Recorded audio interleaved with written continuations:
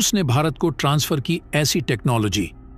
अब भारत में बनेगा दुनिया का सबसे ताकतवर फाइटर जेट, जिसे मार गिराना हो जाएगा नामुमकिन। भारत और रूस की दोस्ती ने एक ही झटके में अमेरिका के बादशाहत को खत्म कर दिया।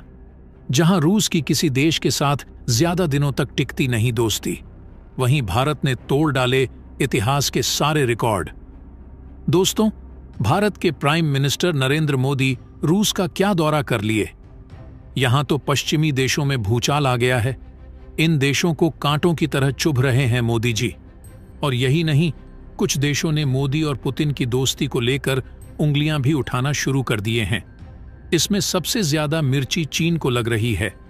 दरअसल चीन ने इन दोनों देशों की दोस्ती पर भड़काऊ बयान दिया है कि इन दोनों के रिश्ते बस कुछ ही दिनों के लिए ही हैं।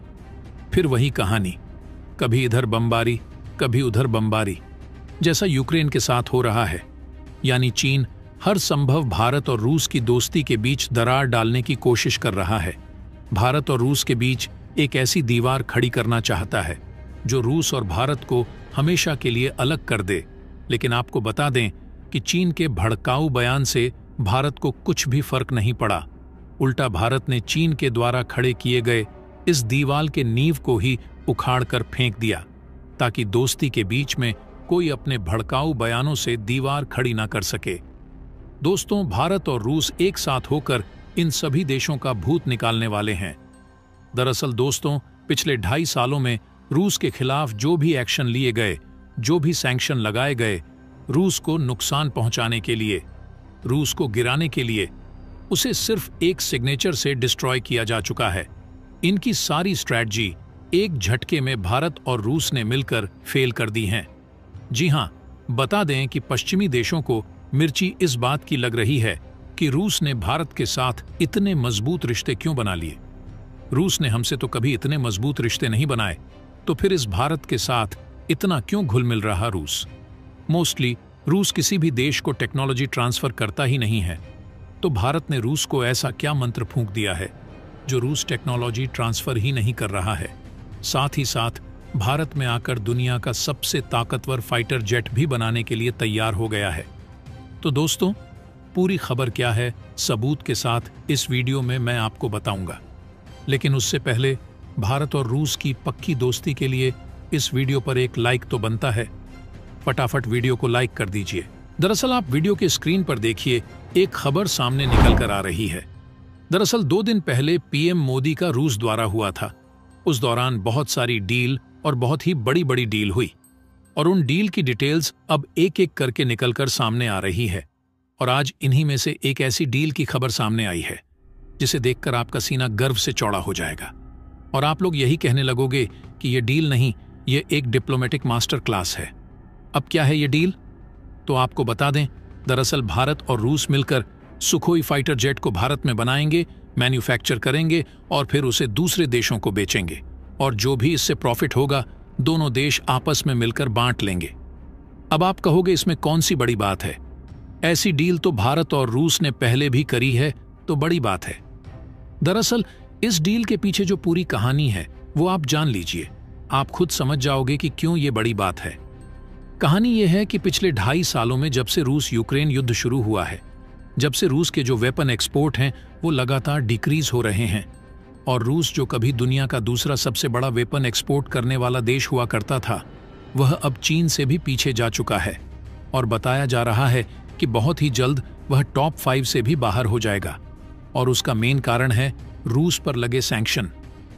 दरअसल रूस पर इतने सैंक्शन लगे हैं अमेरिका द्वारा कि अब कोई भी देश रूस से वेपन खरीदने की डील नहीं कर रहा है, जिससे कि उसके वेपन एक्सपोर्ट गिर रहे हैं, और इसका इफेक्ट पड़ रहा है रूस की पूरी वेपन इंडस्ट्री पर। क्योंकि चाहे रूस हो, अमेरिका हो या दुनिया का कोई भी देश, सबकी सेनाएं मजबूत बनाने का एक ही तरीका होता है। ये देश वेपन बनाते हैं, फिर उन्हें बेचते हैं। दूसरे देशों को उससे जो कमाई होती है उससे और डेंजरस वेपन बनाते हैं। रूस का भी यही फॉर्मूला था। वह वेपन बेचकर मुनाफा कमाता था और उससे फिर और खतरनाक वेपन बनाकर अपनी सेना को मजबूत बनाता था। लेकिन अब क्योंकि उसके पास ये मुनाफा नहीं आ रहा है, तो उसका नुकसान भी हो रहा है। और साथ ही यह भी ध्यान रखिए कि जब आप किसी देश को वेपन बेचते हैं तो उस देश के साथ आपके रिलेशनशिप भी मजबूत होते हैं। ऐसे में रूस के एसोसिएट देशों की संख्या भी घट रही है।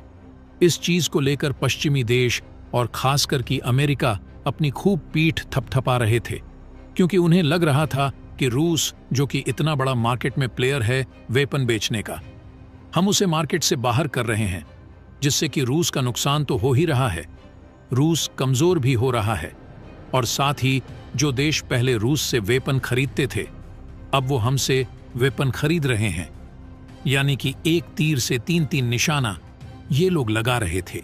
लेकिन अब हाल ही में पीएम मोदी के रूस दौरे पर दोनों कंट्री के बीच में ऐसी खूब डील हुई है, जिसके तहत भारत के अंदर रूस अपने वेपन मैन्युफैक्चर करेगा और भारत के हाथों में टेक्नोलॉजी भी ट्रांसफर करेगा। अब यहां पर सबसे बड़ा सवाल यह है कि इसके बदले में भारत को क्या मिलेगा। तो दोस्तों, आपको बता दें, जो वेपन बिका करेंगे उसका जो मुनाफा होगा उसमें भारत की हिस्सेदारी होगी। साथ ही जो वेपन रूस बनाएगा उसकी फुल टेक्नोलॉजी भारत को मिलेगी और इसकी शुरुआत होगी रूस के Su-30 फाइटर्स जेट से। आपको बता दूं कि ऑलरेडी भारत की HAL कंपनी Su-30 को भारत में मैन्युफैक्चर करती है, इंडियन एयरफोर्स को उसे देती है।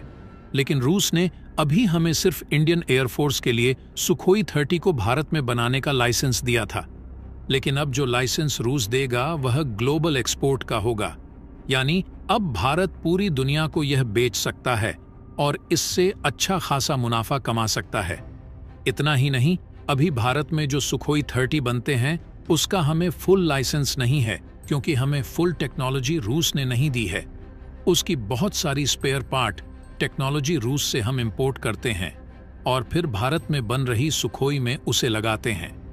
लेकिन अब रूस वो 100% टेक्नोलॉजी भी भारत को देने को तैयार है, यानी कि भारत को टेक्नोलॉजी मिलेगी, भारत को मुनाफा मिलेगा और भारत के जो एक्सपोर्ट हैं वेपन्स के, वह नेक्स्ट लेवल पर पहुंच जाएंगे। लेकिन उससे भी बड़ी बात है, भारत इन वेपन एक्सपोर्ट से उन कंट्रीज को अपने पाले में ले आएगा जो अभी तक भारत से संपर्क में नहीं थे। यानी कि जब आप किसी देश को हथियार एक्सपोर्ट करते हैं, मान लीजिए हम इंडोनेशिया को सुखोई 30 बेच रहे हैं, इसके अलावा कुछ और बड़े वेपन हैं जो रूस भारत में बनाकर भारत से इंडोनेशिया को बिकवा रहा है, तो इससे भारत को फायदा ये तो होगा ही कि पैसा वगैरह हमें मिलेगा, हमारे एक्सपोर्ट बढ़ेंगे। उससे भी बड़ा फायदा ये होगा कि इंडोनेशिया आने वाले 30 से 40 सालों के लिए भारत पर डिपेंडेंट हो जाएगा, अगर उसे ये सुखोई चलाने हैं या बाकी के वेपन चलाने हैं। 30 से 40 सालों के लिए तो उसे भारत से स्पेयर पार्ट चाहिए होंगे, भारत से अलग प्रकार की सर्विसिंग, मेंटेनेंस की सर्विस चाहिए होगी। इसके लिए उसकी मजबूरी होगी कि वह भारत से अच्छे रिलेशनशिप बनाकर रखे। इसीलिए वेपन्स को एक ग्रेट टूल कहा जाता है डिप्लोमेसी का। वहीं इस डील से नुकसान हो रहा है पश्चिमी कंट्रीज का, लेकिन सबसे बड़ा नुकसान होगा चीन को, क्योंकि भारत से जब रूसी वेपन बनकर एक्सपोर्ट होंगे दुनिया में, तो जिन कंट्रीज को बेचा जाएगा वह भारत के पाले में आएंगे।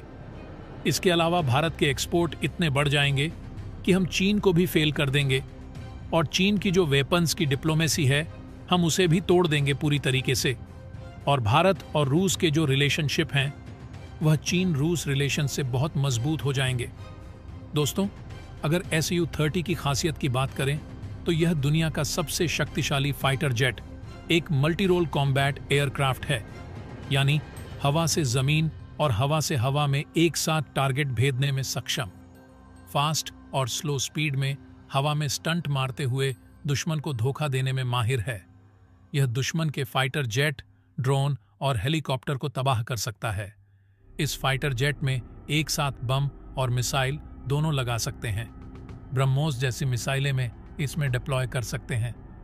तो दोस्तों, इसके बारे में आपका क्या कहना है, कमेंट बॉक्स में ज़रूर बताइएगा। तो दोस्तों, जय हिंद, जय भारत।